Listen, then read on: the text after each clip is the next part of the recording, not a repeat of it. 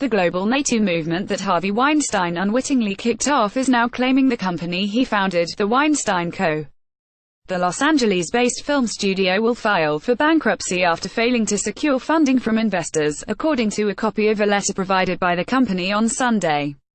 The demise of the 13-year-old studio follows accusations by dozens of actresses of decades of sexual misconduct at the hands of Weinstein, setting off a movement that saw a string of similar revelations of bad behavior by prominent men. Weinstein Co.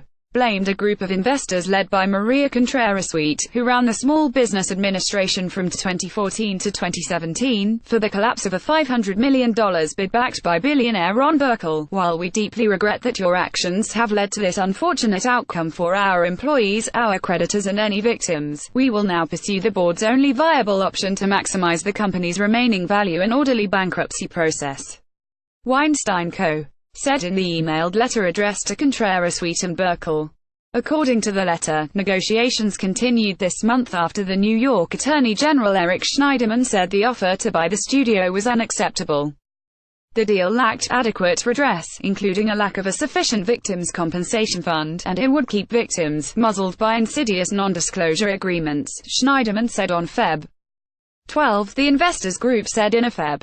21 meeting with the company and the New York Attorney General that it would work with the Weinstein Co.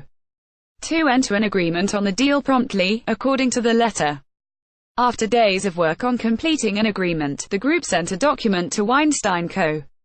that increased liabilities for the studio and didn't include provisions to ensure employees were paid, according to the letter. Emails seeking comment from Contreras-Sweet and Burkle outside business hours were not immediately returned. Met with furor over cascading allegations that Weinstein sought sex from actresses invited to hotel rooms on the pretext of discussing their projects, encouraged women who had been harassed by powerful men to name and shame their abusers.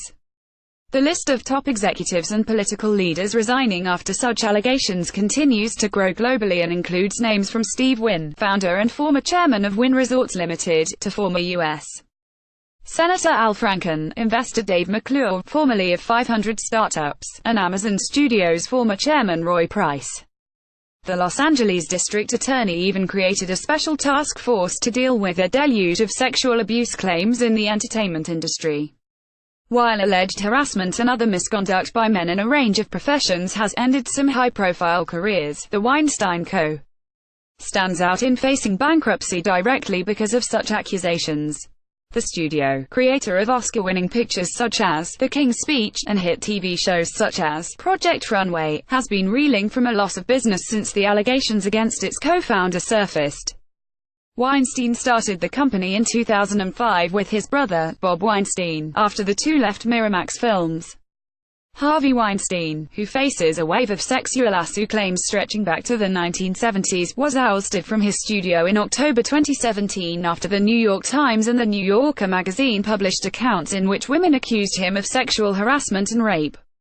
He has denied any non-consensual sexual activity. Since Weinstein's departure, Tom Barrack's Colony Capital has dropped plans to make a cash infusion, and Fortress Investment Group LLC's negotiations to provide a $35 million lifeline were said to end. Read billionaire Tom Barrack's take on the stakes for Weinstein Co. here. One lender, AI International Holdings, affiliated with Len Blavatnik's Access Industries, said in a lawsuit that Weinstein's departure from the company and the circumstances surrounding it were an event of default under a $45 million loan.